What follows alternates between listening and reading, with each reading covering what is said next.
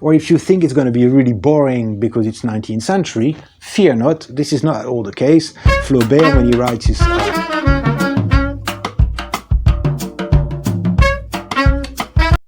Hello everyone, welcome to the channel.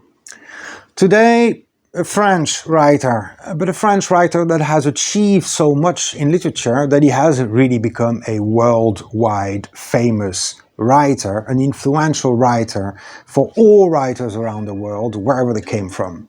I am talking, of course, about Gustave Flaubert, and today what we want to say a word about is his correspondence, his letters to and from different people. Now, Gustave Flaubert needs a little introduction. You all know his name through at least one of his novels, Madame Bovary, published in 1857, famously banned initially. He went on trial for it, and finally it was allowed to be published. 1857 is also the year where Baudelaire published his equally famous, probably, Les Fleurs du Mal in French, equally banned, and finally also allowed to be published with a few cuts in some poems. Why those two books were banned, or at least some people wanted to ban them? Well, because of what they describe. And while Baudelaire famously, of course, describes perhaps feelings, sentiments, and to a large extent, I guess, the follies of youth, their wonderfulness. Flaubert does something very different in Madame Bovary. He examines the everyday life of a bourgeois somewhere in a place like 2 hours from Paris, in the middle of nowhere, really, small village. Now, Flaubert didn't write that much, considering, of course, the output of some of his contemporaries, like Balzac or Zola. But I'll give you just a few pointers. Salammbô, I don't know to what extent Salammbô has been published, has been translated and is still in print in English. That's 1862. The Three Tales from 1877 are still very much in print in English. They're called Three Tales. You may remember that Gertrude Stein published her own Three Tales, and I do not know whether it was a reference to Flaubert, but they are also very much worth the read. The Sentimental Education, L'éducation sentimentale, is from 1869, and his unfinished last novel from 1881 is Bouvard et Pécuchet. Now, Flaubert is a monument, but here we're not talking about his fiction, we are talking about his non-fiction, his letters to correspondence. Now, famously, really, Flaubert lived not quite as a recluse, but he lived away from Paris. He lived in Normandy all his life, well, not all his life, but all his adult life. He shunned, really, the limelight of Paris. He was a very, very heavy worker, workaholic, really. He spent hours at his desk every single day. And in his letters, he paints that auto-portrait of somebody who struggles with writing. And he struggles for not necessarily writer's block at all. He struggles for very different reasons. He struggles because he wants to create something new. And that is, today, why Flaubert is so famous. He created what is considered the modern novel. Flaubert was, despite living away from Paris, the center of artistic life in France at that time, 19th century, of course. He was still in touch with a whole lot of people. He was a great supporter of Guy de Maupassant, still published in English as well, of course, and an enormous admirer of Victor Hugo. Well, except that he hated Les Misérables, but he certainly had a lot of time for Hugo's poetry and early novels. He also admired, of course, Balzac, Zola, all those people who, to a large extent, were doing something very different from what he was doing. Now, one of the reasons that Flaubert didn't like Les Misérables was that he thought That's what he explained in some of those letters. He thought that all the characters were not true to life. And that was very important for Flaubert, the relationship between literature and truth to life. Now, what is interesting about letters, that autobiographies and memoirs perhaps almost certainly do not give us, we can always go back to that question of what is true in works like these, narratives of the self, but in letters we can typically expect more immediate truth. Unless, of course, those letters were then collected afterwards and rewritten and amended and all this, which happens. But in many other cases, those letters were simply sent, kept by the correspondent, and found after the correspondent's death. They were not published during the lifetime of those correspondents, for example, nor of the writer himself. So there is often more truth in those letters. There is also a lot more everyday stuff typically. When you write your autobiography or your memoirs, you kind of prune the text. You don't necessarily dwell on every little detail, unless of course you want to recreate a feeling of a certain time, like John Updike in Self-Consciousness, for example. But typically memoirs will leave a lot of holes in everyday details about somebody's life. Letters are very often full of them, because, well, you can write a couple of letters full of exalted pronouncements about the world, but you also will talk about who came to visit, what you did last week, perhaps what you ate, all that kind of stuff. So there is more intimacy very often in letters than there is in memoirs or in autobiography. Simply, and again, there are caveats, T.S. Eliot's letters, for example, many of them, a bulk of them were written in his capacity as editor of a literary magazine. So, of course, many of those letters are more professional letters than not. In the case of Flaubert, most of the letters are to family, friends mostly, and his one-time love that we'll come back to in a second. And of course, what is always very funny about those letters is that sometimes a writer will have, let's say, two correspondents, A and B, and he will write to A saying how much he loves A's books and A's work, and then he'll send a letter to B on the same day, perhaps saying how really poor and crap the work of A actually is. And you can see here something that is much more difficult to find in autobiographies or memoirs, which is that the judgment of the letter writer on people, on things, on works, on books, can be expressed in very, very different ways to different people. It reminds me of the correspondence between Edmund Gosse and Henry James. The correspondence of Henry James in general. And then Edmund Gosse sends Henry James one of his books, and Henry James responds by saying, "Oh, you've outdone yourself, a great book, so subtle, so evocative, great piece of work, I loved it." On the same day, he writes a letter to somebody else where he says, "Well, the latest Edmund Gosse novel is really, really bad. The guy can't write. I don't know what to say to him." So, of course, this is part of the intimacy. This is part of the more truth bit that we get from letters. And that is one of the reasons why Flaubert's letters are so absolutely wonderful to read. Now, the main reason, though, for those letters to be interesting is that you get to discover who Flaubert actually was. Now, sometimes when we think about the 19th century writer, and certainly somebody as famous and as important as Flaubert, we think, oh yeah, he must have been one of those boring old farts, just, I don't know, just, you picture somebody old and boring and dry and just writing away. Well, he may have been boring to some extent and dry to some extent and old, I'm sure, to some extent. After all, he got old at the end. But Flaubert really here reveals himself as a man. And not only as a man, but as a writer. So, who is the man behind the writer and who is the writer? So he is intimate, as I said. He writes to many of his friends. He writes to many of his writers' friends, like George Sand, the famous feminist, some would say, writer. He talks about his relationship, about those people, but he also talks about things like what is a good book, what is a good writer. Not in a lecturing sense at all, but simply writing to a friend and says, well, you know, I read this and I think it's crap because this, that, and the other. Or I love this because of this, that, and the other. He talks about style. He talks about vocabulary use. He talks about chiseling sentences.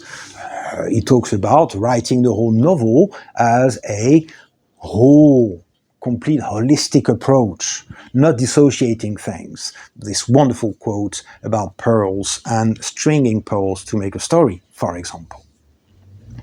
Part of the letters were written from Istanbul when younger.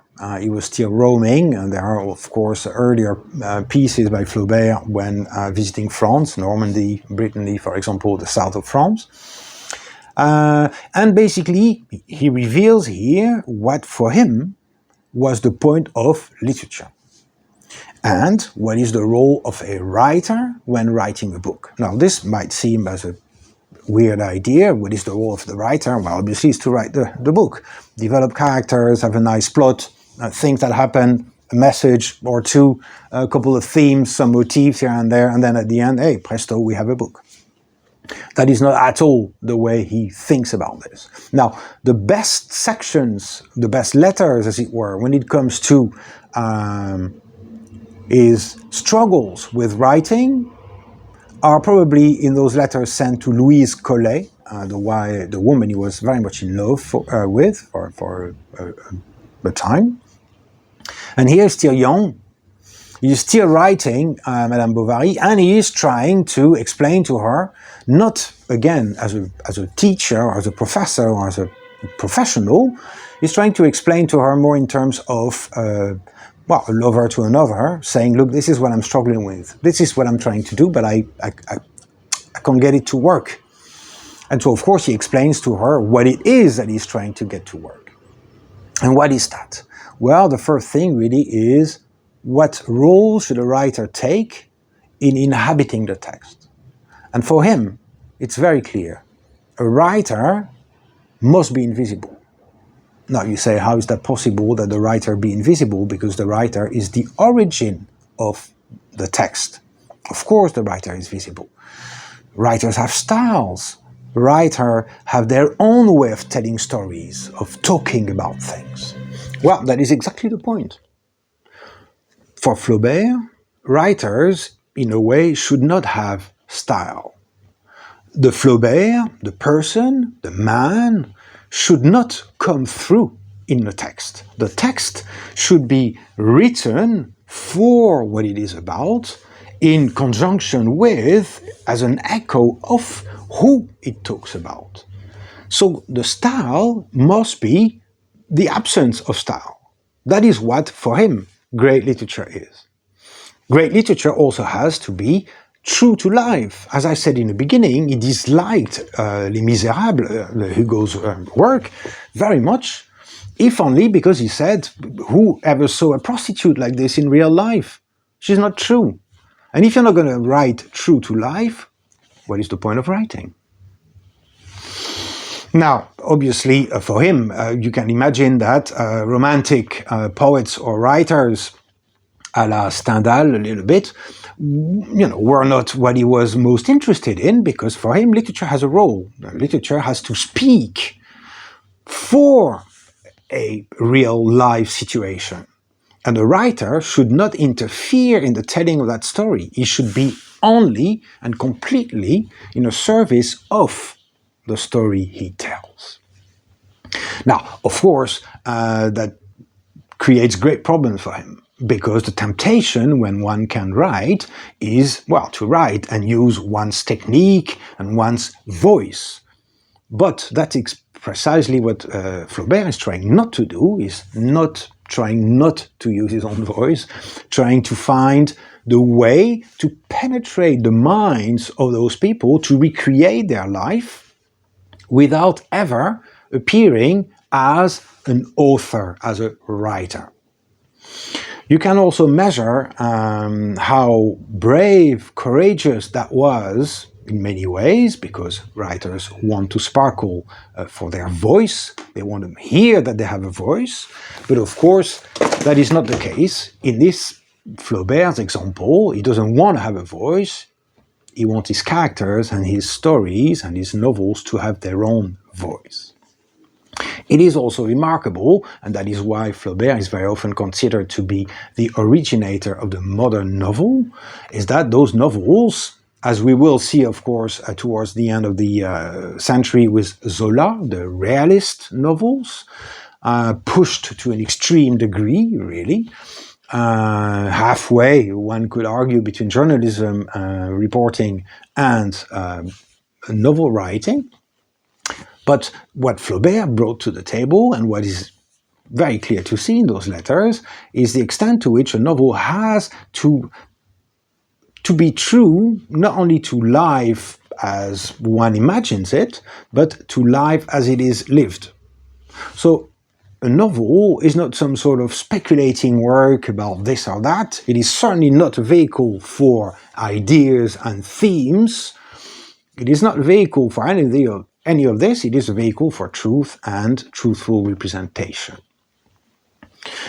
This was magnificently really picked up by Thirlwell, Adam Thirlwell, I think his name was, in a book of nonfiction called The Delighted States, where he let's say he thinks about style and he thinks about the development of literature and what it is. And it sounds boring and dry, but it really isn't. It's full of great examples. It's very funny and light in many ways.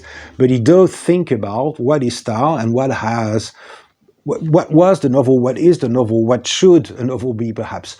And among the people that he goes back to as founders of the modern novel are, of course, Flaubert and Joyce, obviously. But reading Thirlwell and Flaubert, you think, oh yeah, I have to read Flaubert because it is indeed out of this world, and really, the letters are out of this world, but I can only encourage you to read his novels as well. Why? Well, because even if you don't know him, even if you're not French, even if you don't read in French, no worries, everything was translated, and certainly the letters to Louise Colet have been translated. Because Flaubert transcends France. Madame Bovary transcends France. Madame Bovary was an example, was an inspiration in the second half of the 19th century for countless writers around the globe, and it continued on. Flaubert was an inspiration for those modernists as well. It's a lot easier to read Flaubert when you're an arch modernist than it is to read the Romantics. Of course, Flaubert showed the way. So that reminds us that the influence of writers is not confined to their borders, of course, and they are not confined to one time, one era, and one area. Flaubert is a case in point. We go beyond borders when we think about Nabokov, when we think about Kafka, when we think about Cervantes, when we think about Shakespeare, all those people. And it's great because it means that their work is still relevant and it means something to you, even if you're from Finland and you love Jane Austen. That's great, that's wonderful. At the same time, what Flaubert reminds us of is that you can be, let's say, very influential, not simply because of the supreme telling of the story that you told, or, the human interest or human element in Shakespeare, etc. You can be very influential and world famous and have a real meaning for the development of literature by having thought about what a novel can be or perhaps should be. This is a movement that, again, we will see under the modernists. We will ask, for example, what is a poem? What should a poem be? What is a painting and what should it be? So that influence goes way beyond the borders of France, of course, and if you haven't heard of Flaubert, or very dimly, or if you think it's going to be really boring because it's 19th century, fear not, this is not at all the case. Flaubert, when he writes his letters, is exuberant, very funny, very informal, talks about everything, and has some incredible ways of talking about his craft and talking about the world around him that will delight you, whichever language you speak and whichever culture you come from. So really, the best to do with letters like these is to have them somewhere and to, from time to time, dip into the book, read a few of them, then stop perhaps, and then come back, and then stop. And perhaps you won't be able to stop reading them, or perhaps you read that book over 6 months, taking 6 or 8 months to read it, or more. What does it matter? It took me years to finish Pepys. But really, the beauty of this is not only in the way they are written, it is not only in the truth that they sort of offer us, the truth behind the mask, the man behind the writer, but it is also all that incredible material to encourage our thinking about and asking questions of what is literature, how does one write, what is writing, what should a writer do, what should the role of a writer be, not only as a writer, not only as an artist, but also perhaps in society. He also has things to say about that. In short, the Flaubert Correspondence is an unending treasure trove of absolute marvels and gems, and I can only encourage you to buy this wonderful volume in whichever language you can find it in and that you read most comfortably, and enjoy it for years and years to come. Thank you.